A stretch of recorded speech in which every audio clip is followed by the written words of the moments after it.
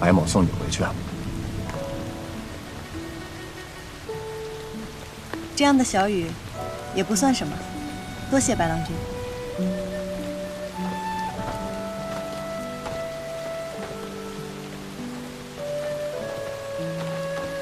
季娘子既然已经接受了白某的一半真心，那白某为季娘子打把伞、挡个雨，应该不足为奇吧？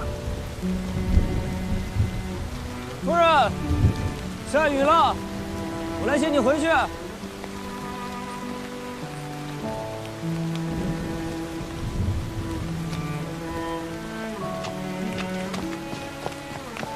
我夫君来接我回家了，多谢白郎君。多谢白郎君送我夫人一程啊！杨警官腿脚会变成这样，是因为夜路走多了吧？不然也不会如此严重。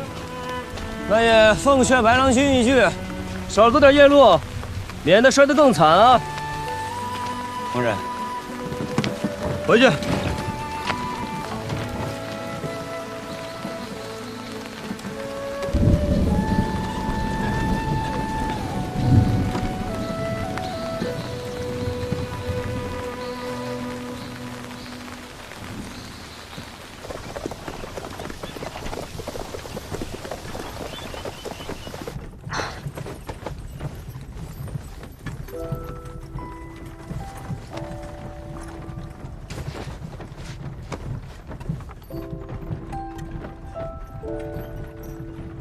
白胜很危险，你不该独自来见他，更不该再接近他。我心里有数。白胜在明面上他还是个生意人，他以生意人的形象出现在益州，定然不是桩巧合。既然如此，我在这件事上还有用武之地。你还打算继续跟他做生意？那个白胜，要我说，比起生意，他怕是对你更感兴趣。可是依他的年岁，我阿爷出事那年，他还只是稚子之年，这对不上啊。但是若他只是走私，他何须亲自千里迢迢来到益州？他后来接近我，又是要做什么？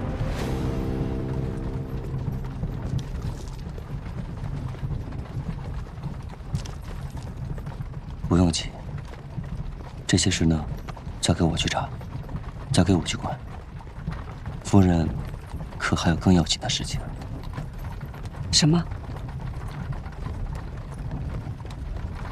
杨家的妖魔鬼怪，可不好对付着呢。夫人，你要小心了。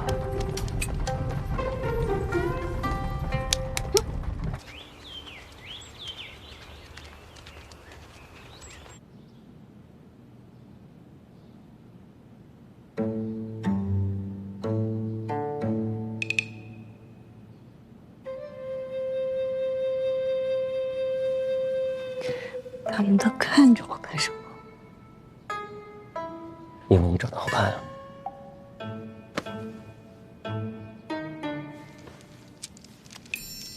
哎呀，这三郎，这是家宴。你当了这个督察之后，你这官威太大了啊！你连我们杨家家宴，女眷是不能上台面，这条老规矩你都忘了？这便是你与督察说话的态度吗？哎呦呵，这是家宴，不是你警官府，这就是你跟长辈说话的态度啊！杨敬林，你是忘了小时候我怎么揍你的了吧？不是，你说话吃饭就吃饭，你别拿筷子指着我，今天。啊，行了，一家人就不能和和气气的吃顿饭吗？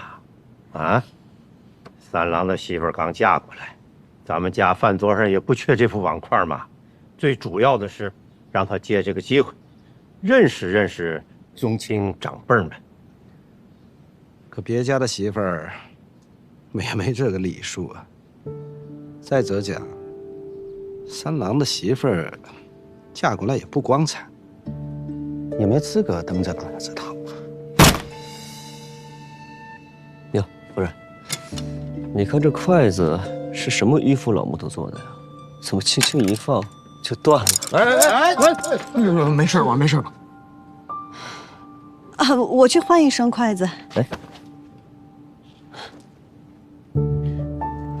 三郎说他吃好了，阿公阿家各位叔伯，我们就先告退了。茵茵，你先坐下。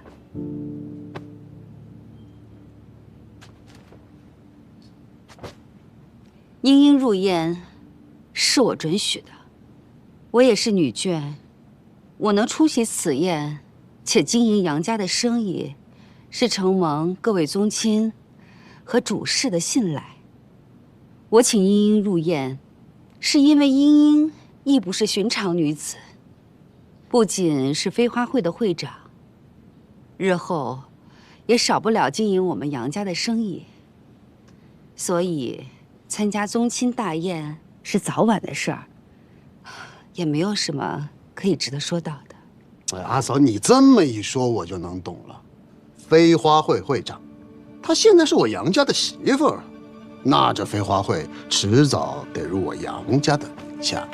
是呀，二爷，我说怎么好端端的叫着一起吃饭呢？原来是场鸿门宴啊！三郎，我还没说完呢。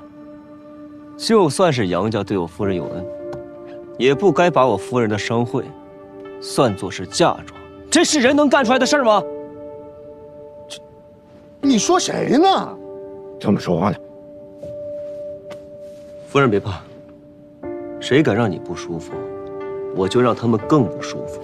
我倒是想看看，我这新官上任的3把火会先烧到谁的身上。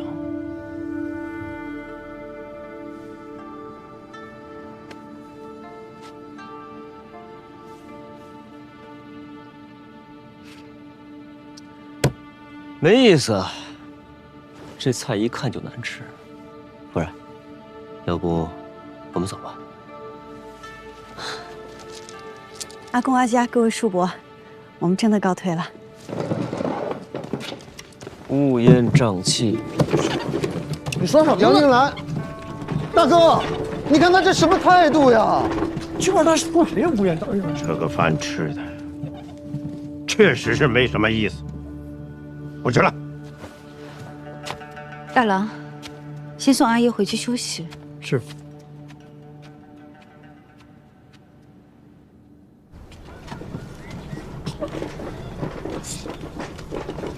果然很难对付啊！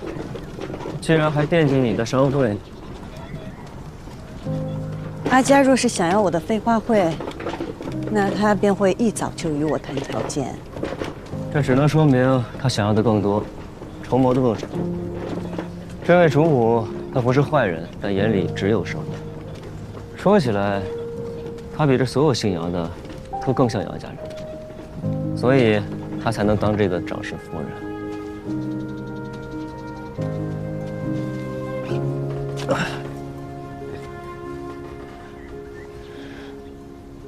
做生意最重要的是信誉，就算阿家有自己的筹谋，我相信他会与我公平交易的。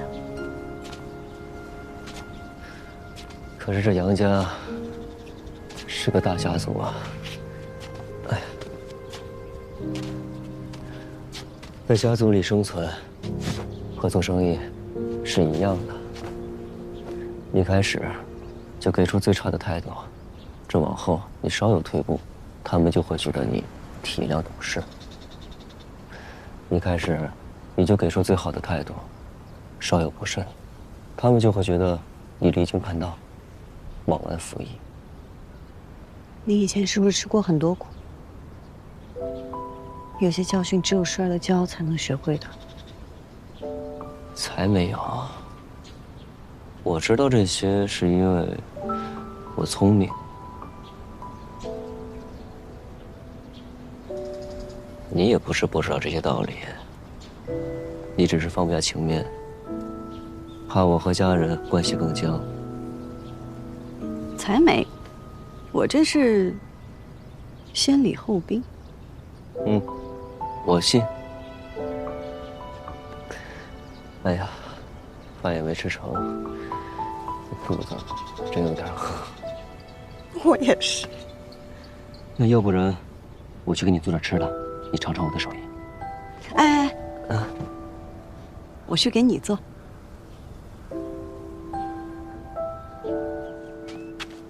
夫人，三郎现在好不容易回来了，也和喜欢的女人成了家，你能不能放过他们？别再折腾了。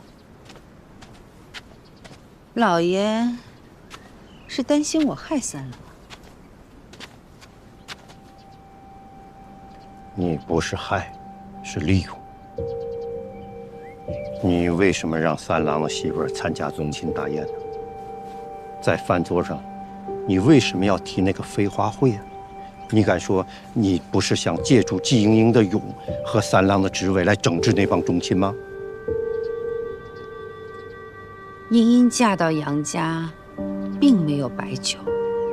今天宗亲们都在，顺便认识一下，不为过。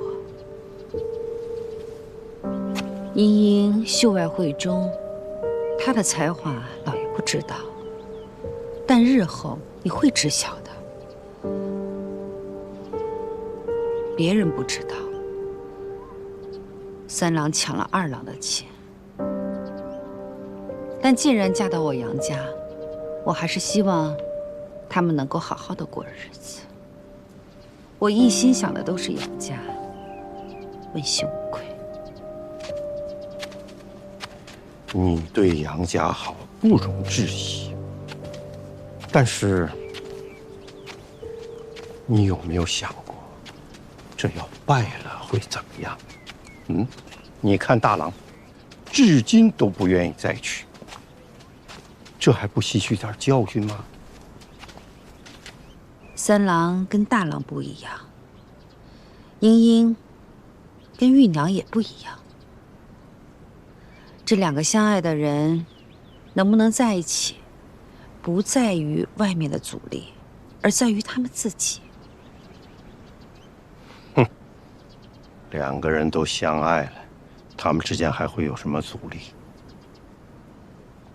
相爱跟成婚那是两回事儿。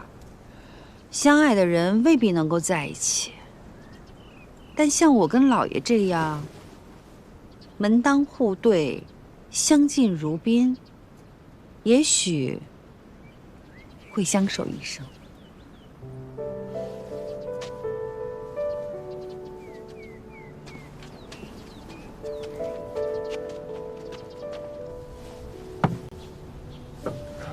尝尝。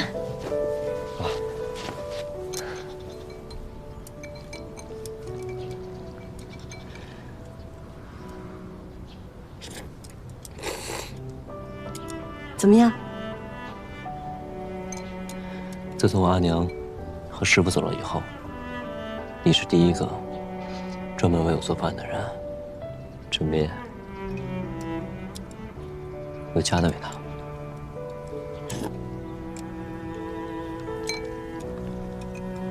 你要是喜欢，我经常给你做。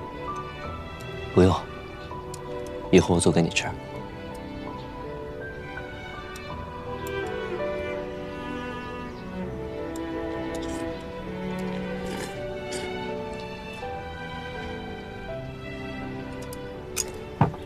等着。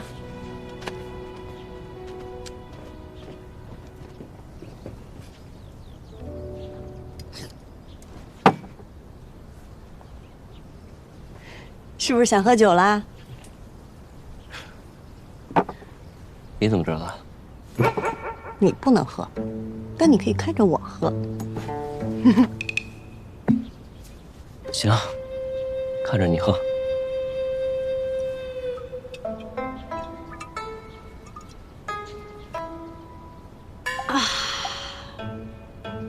好酒啊！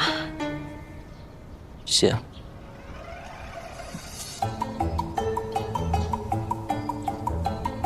真香。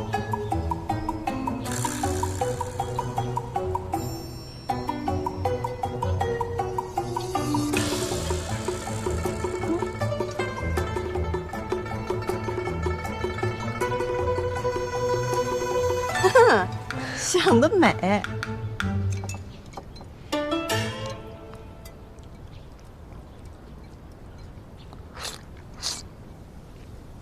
杨金兰，江湖上是不是特别自在，特别快乐？嗯。你是不是特别不喜欢这里？嗯。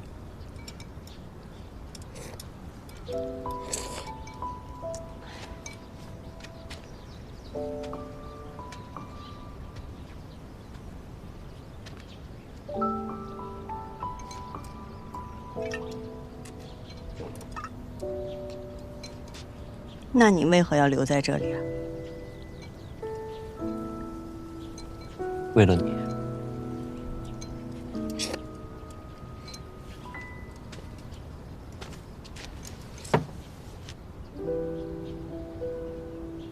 凭什么呀？就因为我是你盟友？金阳，你觉得我们两个只是盟友吗？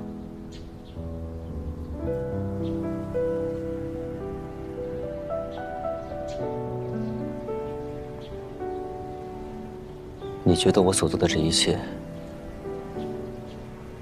仅仅只是因为你是我的盟友吗？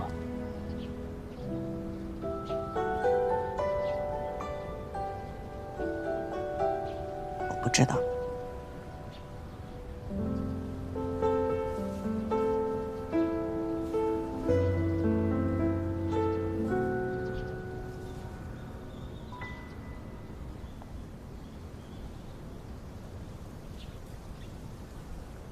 我喜欢你。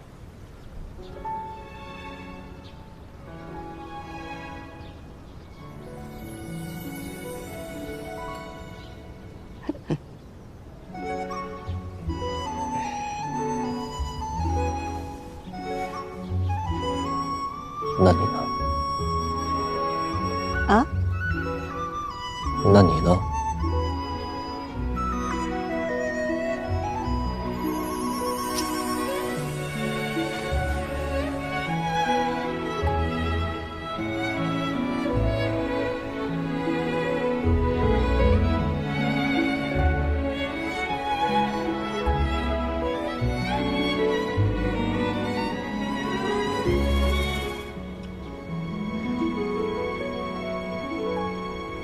我带你去个地方。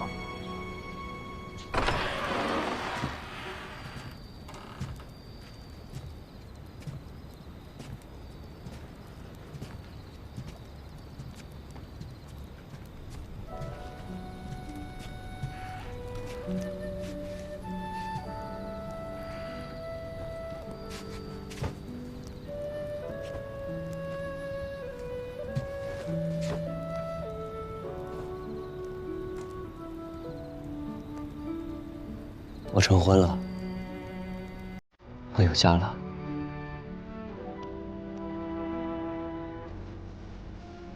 哦，对了，这个和穗流波锦，其实是因为你，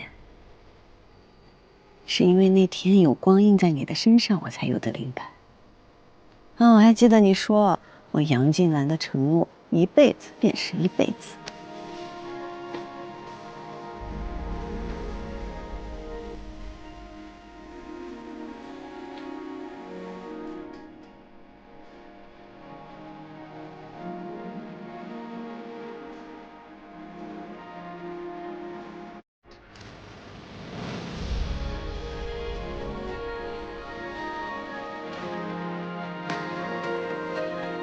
这是英英，是我的夫人，是我此生唯一的夫人。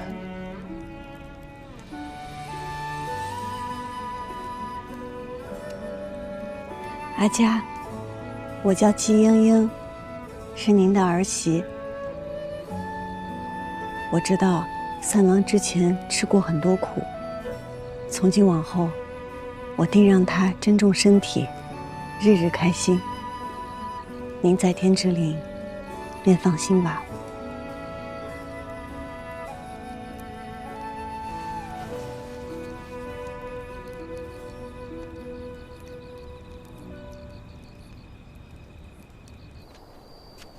杨家儿郎5岁后便会拥有自己的院子。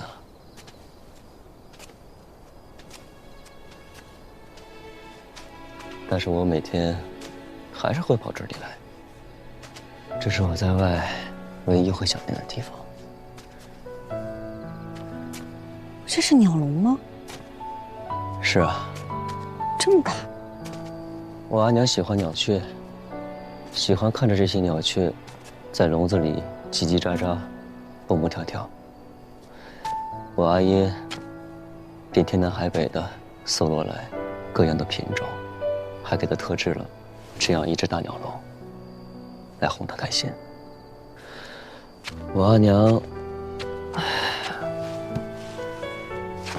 很爱我阿爷，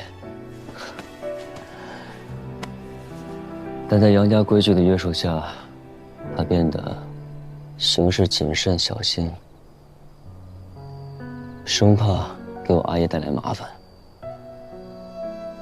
渐渐的，便失去了自由，失去了自我，就像这笼中的鸟儿一样，被困在了这个院子里。直到我阿娘去世的前一天，她叫我把这笼子打开，把里面的鸟雀全都放了出来。她对我说，要还给他们本该拥有的自由。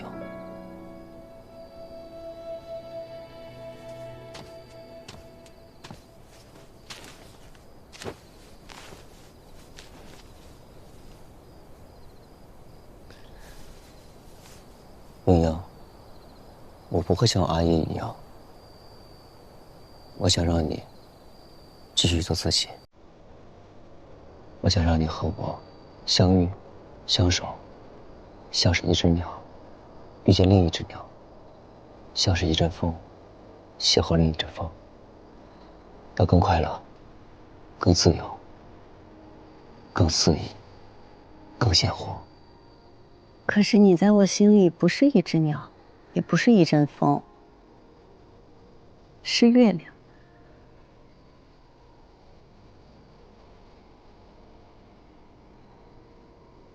我这条夜路很长，原本打算自己一个人就走下去。可是不知从何时起，只要我一抬头，就能看到月亮。风霜雨雪，阴晴圆缺，他总是陪着我。他与我说过，要给我托底，从未食言。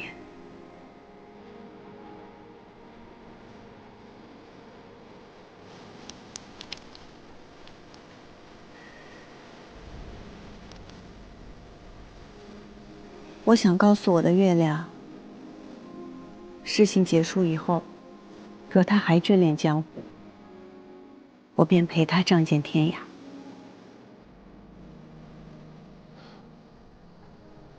这千岁，可是那我不识抬举婉君夫人那条。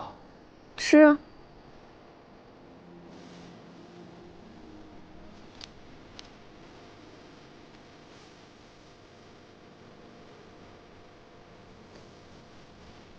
哦，对了，这个何遂流波锦，其实是因为你，是因为那天有光映在你的身上，我才有的灵感。我还记得你说我杨静兰的承诺，一辈子便是一辈子。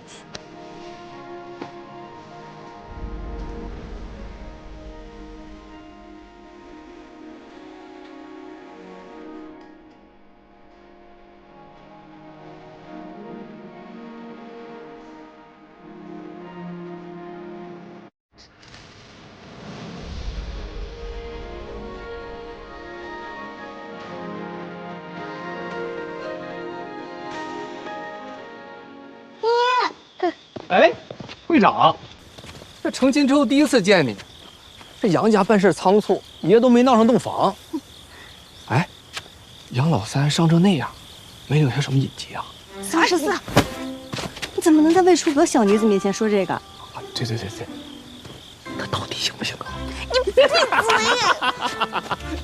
行了，别闹了，我今日来是说正事的。平儿，你把大家都喊过来。好。再跟我笑，你再跟我笑，你就这样。我意思。规矩，入袖未干，你懂得什么是规矩？什么风把二叔吹来飞花会了？杨家的风。三郎媳妇儿，这飞花会在你的名下不是？你又加入了杨家，那么从今日开始，飞花会就并入杨家了。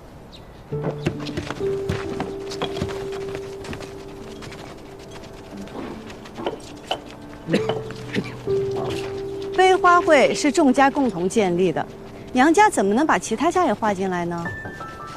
众家，行，听三郎媳妇的。那以后众家就跟杨家合营，杨家经营有度，以后呢，杨家占大头，你们众家占小头，就这么定了啊？凭什么？因为季茵茵是你们的会长，凭她嫁入了杨家，那杨家的规矩就得比飞花会大，懂吗？哼，二叔真的是打了一手好算盘呀。但是现在飞花会与我无关。新会长，您与他聊。二爷，我这样做，是希望飞花会能走得更远。我如今是杨家的儿媳，若还继续担任飞花会会长，那飞花会必定会成为杨家的一部分。那到时候能做什么，不能做什么，全得按照杨家的规矩来，这样便会大大限制了飞花会的发展。所以为长远计，我必须卸任会长。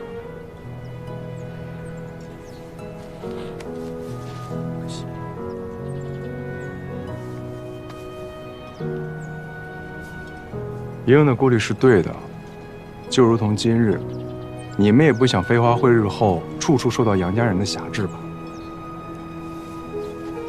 好，便是你不在了，这飞花会，爷爷该罩着还罩着。好，那我们接下来最重要的，就是要选出我们飞花会的新会长。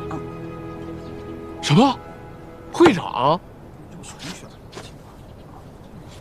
那这新会长必定也得是个才华横溢且能服众的人才行。哎呀，不光才华横溢，更要有担当，最好是出自书香门第，风流倜傥之人。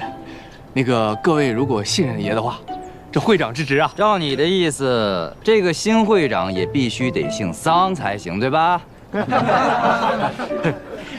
这样啊，我们飞花会什么事情都摆在明面上，向来开诚布公。想要担任会长一职的，我们举手表决，请举手。来呀，来，举手。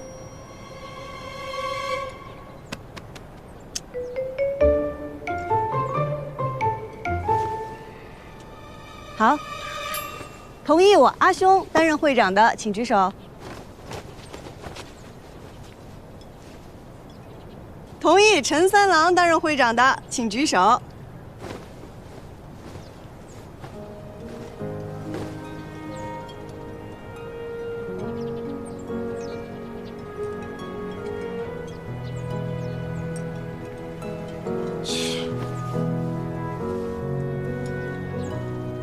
目前陈三郎的票数最高，所以由陈三郎来担任我们飞花会的新会长。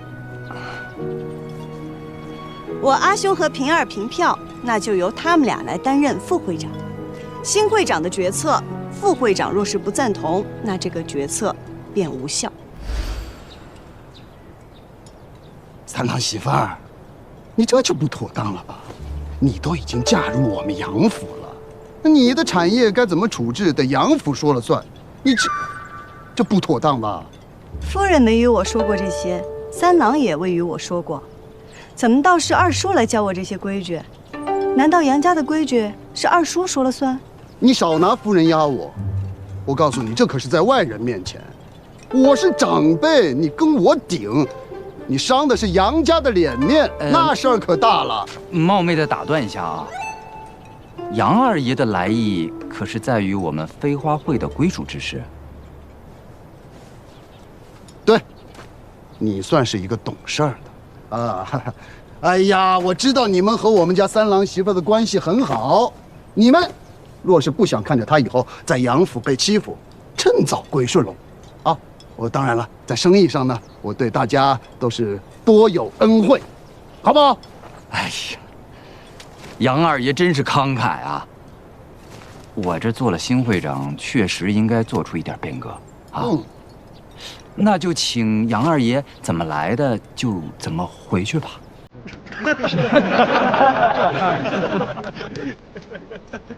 你再说一遍。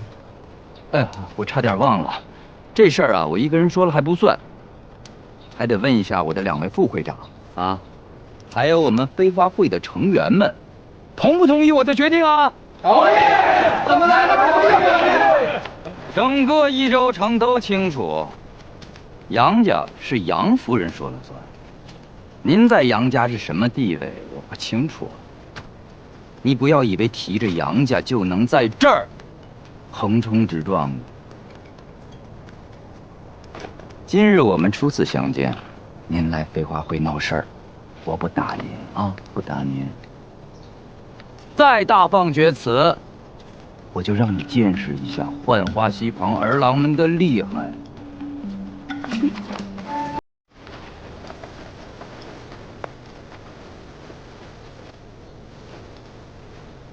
三郎媳妇，你给我等着！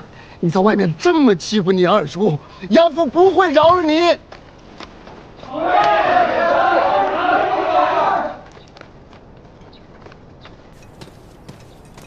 会长，我这个新会长行吗？你得相信自己能行。从今往后，飞花会的会长只有陈三郎，没有季莹莹。你我都是飞花会走出去的，你是扛着会旗的，我只是带头打架的。走到这个地步，我是应该站出来，但我总觉着我与你之间还差了好些步呢。取会旗，去浣花溪，举行新会长之礼。要带我去取。走，走吧。走吧，新会长。别取笑我了啊！哎，十四，别吃醋了，下次你当。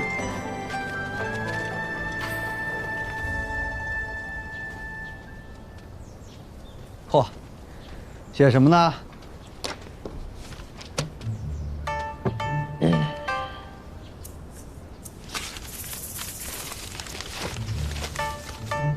杨静兰，男，益州人士，少时喜骑马，好舞剑。怎么，在写自己的罪状？他想更深入的了解我，我呢也想告诉他，我们2个现在这算是彼此靠近。你们这都已经成婚了，还想怎么靠近？这成了婚，反而有些话都不好说。不管怎样，祝你们琴瑟和鸣，白首偕老。成婚只是权宜之计。权宜之计？怎么，你想悔婚，不想娶她了？你说什么呢？是这个意思吗？我的意思是说，即便是我娶了她，我也不能不在乎她的感受。我们2个成亲，那是感情的开始，不是感情的终点。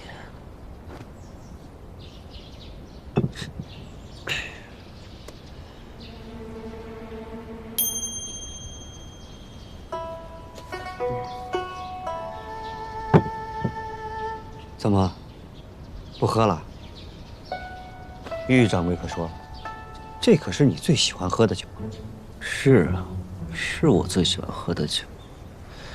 但我夫人也说了，她不让我喝。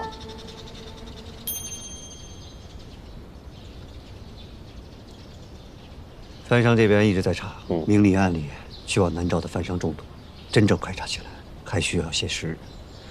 白胜那边也一直派人盯着，但是他府外一直有人护卫，咱们的人不敢靠太近。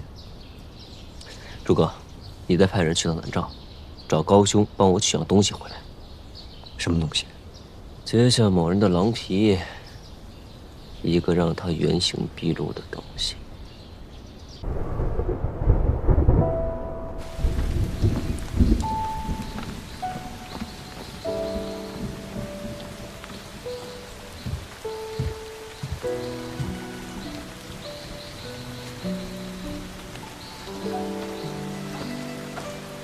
金娘子，下雨了，不如白某送你回去啊。这样的小雨，也不算什么，多谢白郎君。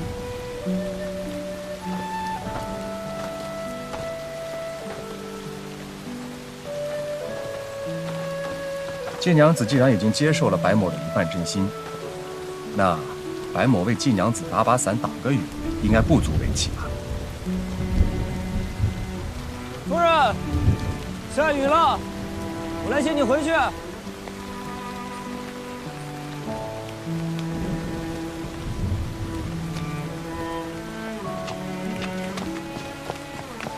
我夫君来接我回家了，多谢白郎君。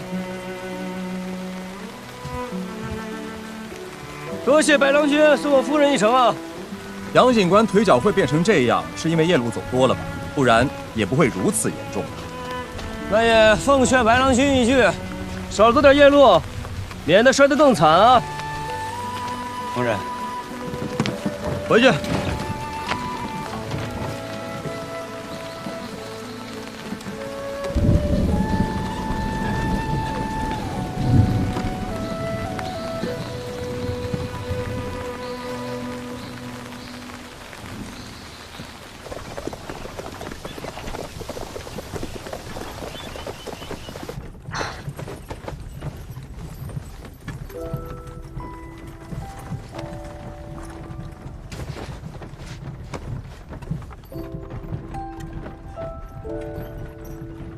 白胜很危险，你不该独自来见他，更不该再接近他。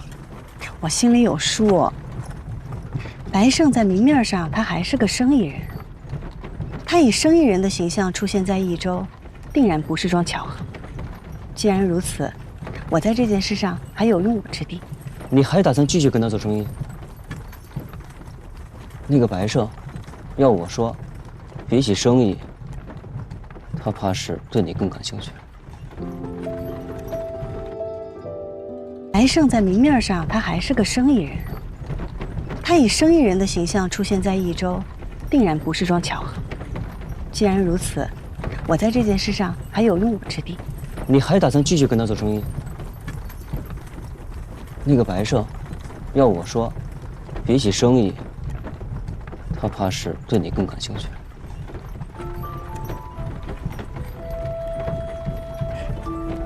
你还真是什么人的醋都吃哦。但我已经嫁给你了呀。我自是信，但我不信他。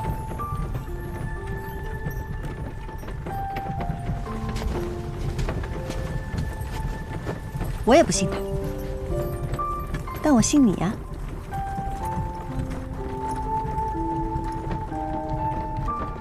那你答应我，不许冲动行事，不许以身涉险。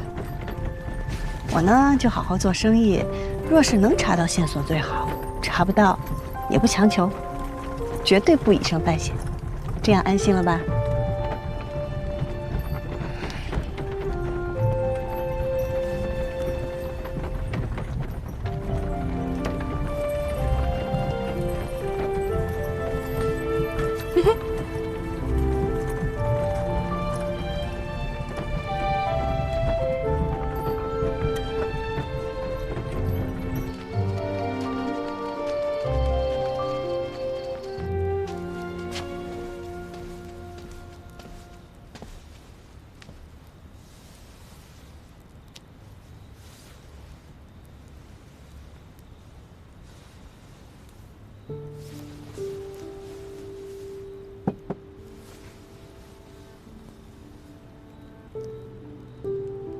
阿佳叫我过来，可是因为今日我冲撞了二叔公。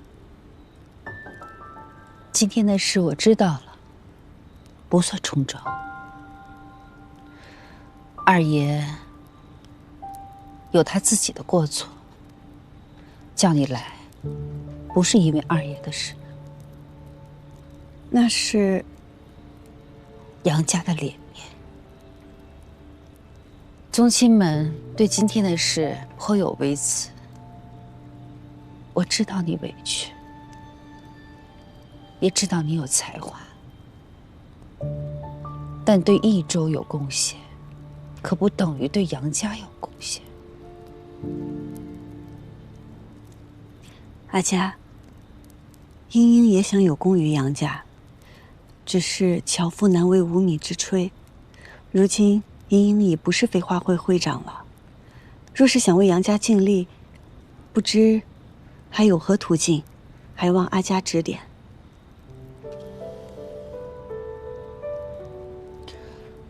三郎名下有几间铺子，因为他常年不在，一直由家族代为照看。你若是有闲暇，不妨接手打理，你可愿意？英英愿意，多谢阿佳。那好，那我就着手安排人交接。茵茵，在杨家做生意，不同外面，不仅要懂生意，还要懂规矩和人情。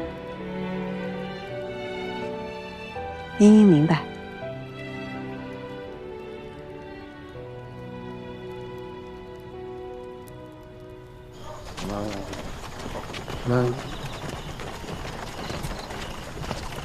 好你个季英英，你敢不给我脸面啊？啊！你给我等着！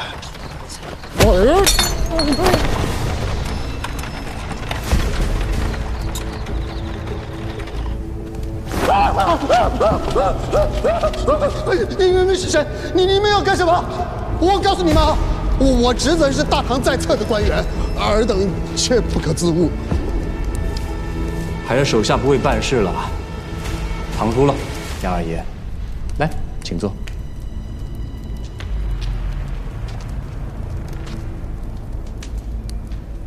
我认识，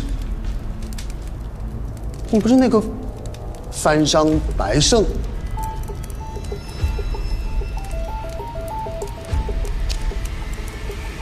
你干嘛要绑架我？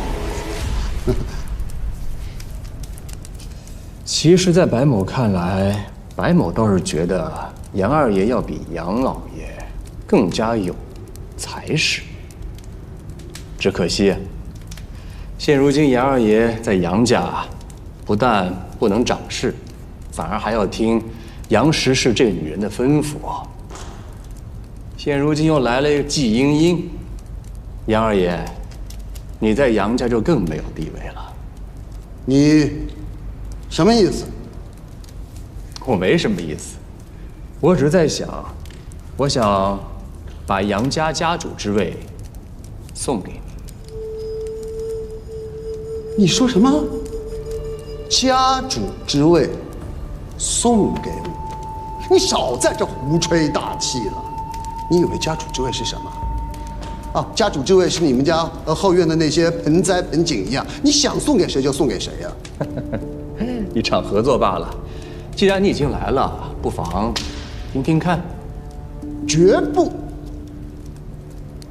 我杨家事说到底是我们杨家人自己的事情，我绝不与虎谋皮。你就不担心杨家将来姓季吗？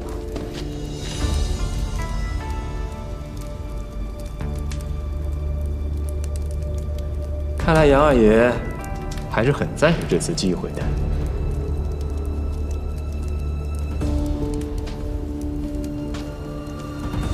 你到底想要什么？不着急，来，坐，我们慢慢聊。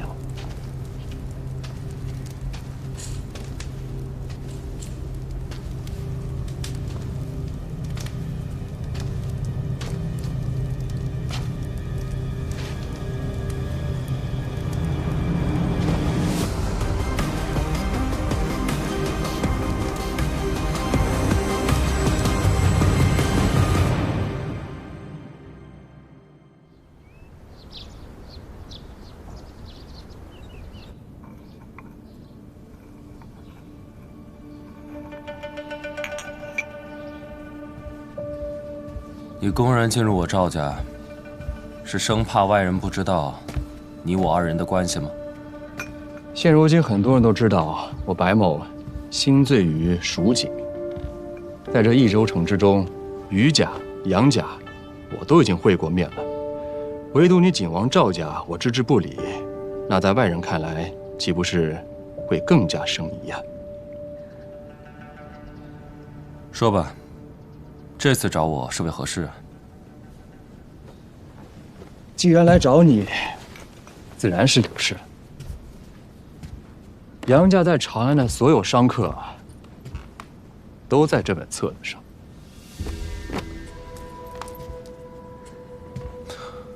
这是从何而来？等你从长安回来，你自然会知道。你要让我去长安？去长安，拉拢所有的商客，让他们从今往后指定赵家经营，毁了杨家的生意，让杨家乱起来，那季英英自然就没有藏身之所了。可杨家经营多年，根深蒂固，岂是说扳倒就能扳倒的？那就要看你赵二郎君的本事了。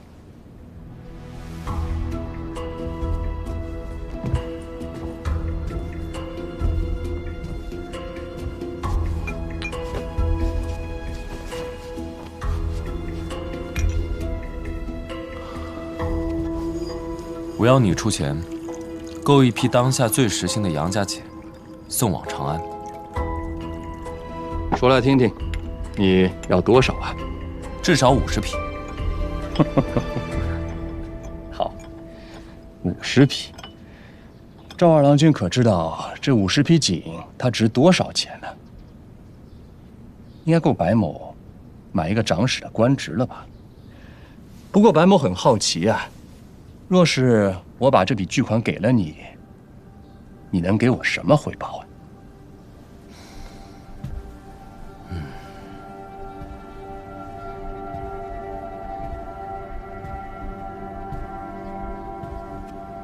搬到杨家，我会届时收购，到时候将整个杨家拱手相让于你，够吗？赵二郎君，这笔账他不是这么算的。我给你季英英，你给我杨家，这是一桩生意；而那50匹锦是另一桩生意。不过好在，你身上确实有我想要的一样东西啊。什么东西？赵家花本。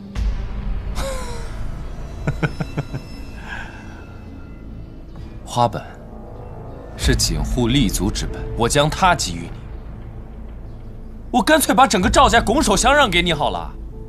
赵二郎君，你在乎过赵家吗？别说赵家了，整个益州城的景业你都没有在乎过，你唯一在乎的只有一个人，就是季英英，难道不是吗？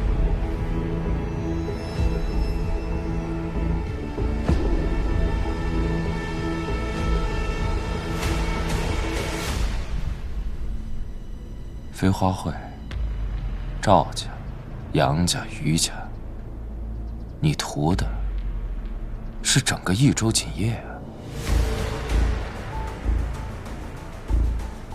你到底是何人啊？我是知你所求，且能帮你的人。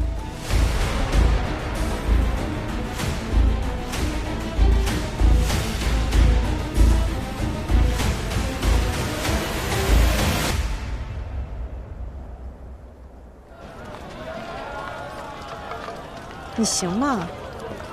夫人，我不行。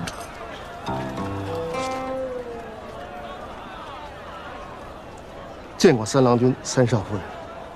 鄙人姓孙，是三郎君名下2家店铺的掌柜。三郎君的铺子就在前面，2位随我来。您看，那家和那家那是大郎君名下的2间锦铺啊，后边那是2郎君名下的绣铺和成衣店。哎，后边那是2爷的茶庄，哎呀，绣楼啊，那个是3爷的染料坊。哈哈，哎呀，这条街上杨家的铺子比这牛马都多，像这样的街有5、6条。哈哈哈哈。杨家是真富裕啊！哎呀，要不说您嫁了杨家是您的福气呢。哎，是杨家有福气，能娶到我夫人。哦，是，都有福气，都有福气。哦，这就到了，就是这家。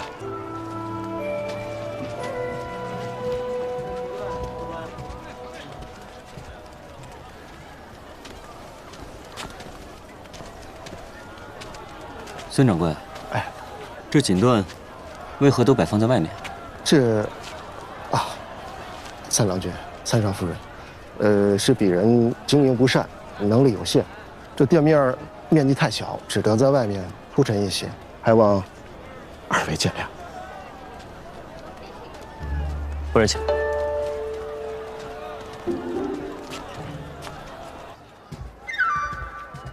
孙掌柜，哎，麻烦你把账本给我看看。是，您稍等。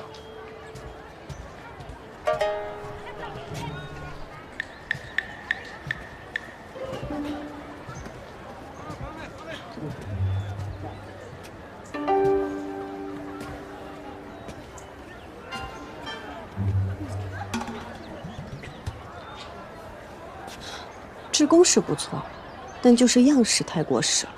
夫人是打算在这里大展拳脚呢，还是随我一同回去讨个说法？你看，杨家的生意做得那么大，却偏偏给我夫人一间这样的破铺子。况且杨夫人早就知道我会随你一同前来，想必他们已经做好了我们会闹的准备。容我再想想。哎呀，刘老伯，都跟您说了多少次了，我们这锦啊，刘伯，卖。你就看在咱们都为杨家做事的份上，先卖我吧。怎么回事3郎君，3少夫人，啊，这是我府上的职工刘伯，下个月他女儿出嫁，想买块锦做雀扇，但，哎呀，刘伯，不是我刁难你，这实在是零买不得呀。我知道，我都跑了1天了，所有的商铺啊，都不肯做我这么大的生意。我也想多买，可我买不起呀。哎呀，惭愧啊！至今多年，女儿出嫁，我这个做阿姨的，连一面出锦雀扇我都买不起。去给刘伯挑一块合适的钱。哎，3郎君，这个使不得，我哪能要您的东西呢？快去，快去！我哪敢收您的钱？我去拿便是。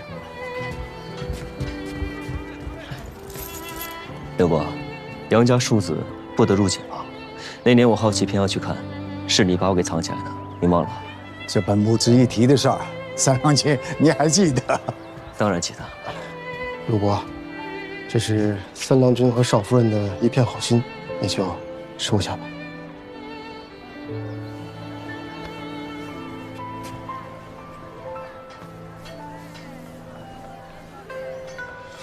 多谢，使不得。祝郎君和夫人早生贵子，福寿延绵。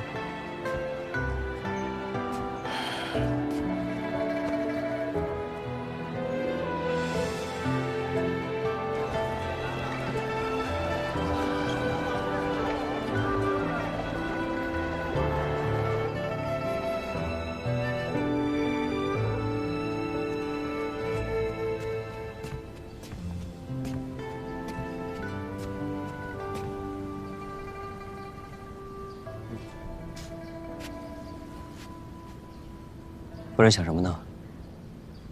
我刚查了铺子的账，发现一些问题。这铺子的流水少得可怜，库存里的都是一些残破的、不时兴的旧锦，根本无人问津。哦，原来不是在想我。想你做什么？你不是好好的？我。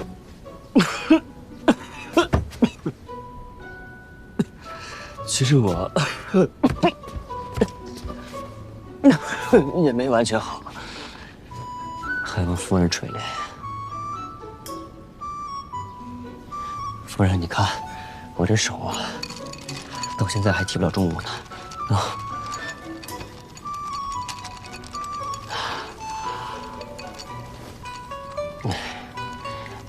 夫人，你如此戏耍一个身负重伤之人，不好吧？啊！张嘴。哎，差不多行了啊，前女友感人了。身上有伤，接下来，魏夫人，请勿见怪。也就是英英吧，愿意信你这鬼话。就你这张嘴，哄骗多少小娘子？阿姐，你这话就不对了啊！你从小看我长到大，我何时哄骗过别家娘子？闭嘴吧你！谁看你从小长到大了？哎，他身子还未痊愈，不能饮酒。哎，没事儿，可以喝一点啊，就喝一点，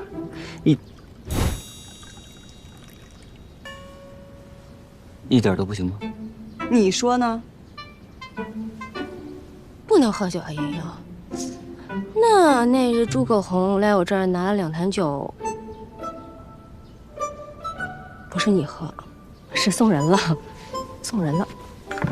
阿姐，阿姐，你这……杨静兰，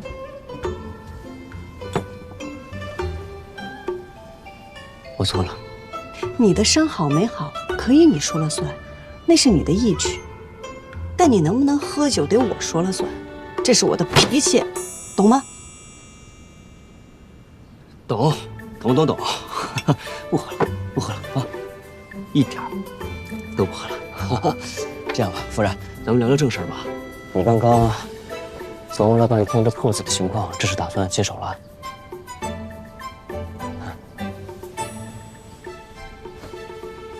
以前我从未正经打理过铺子，要从破铺子开始学，也好。锦上添花，不如力挽狂澜。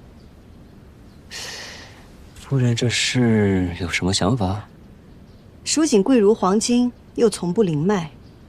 许多像刘伯那样吃了半辈子蜀锦的人，恐怕连1尺像样的蜀锦都买不起。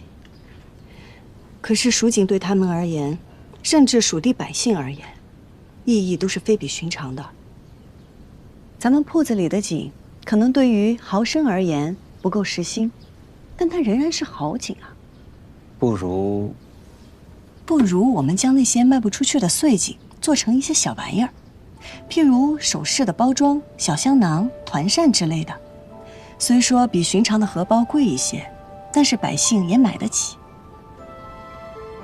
既清了旧货赚了钱，又能让寻常百姓同享蜀锦之美，夫人睿智啊！但是光靠我们铺子里的锦还是不行，还需要再多一些款式。无论新旧大小，只要样式好看，价格便宜。夫人这是有主意了。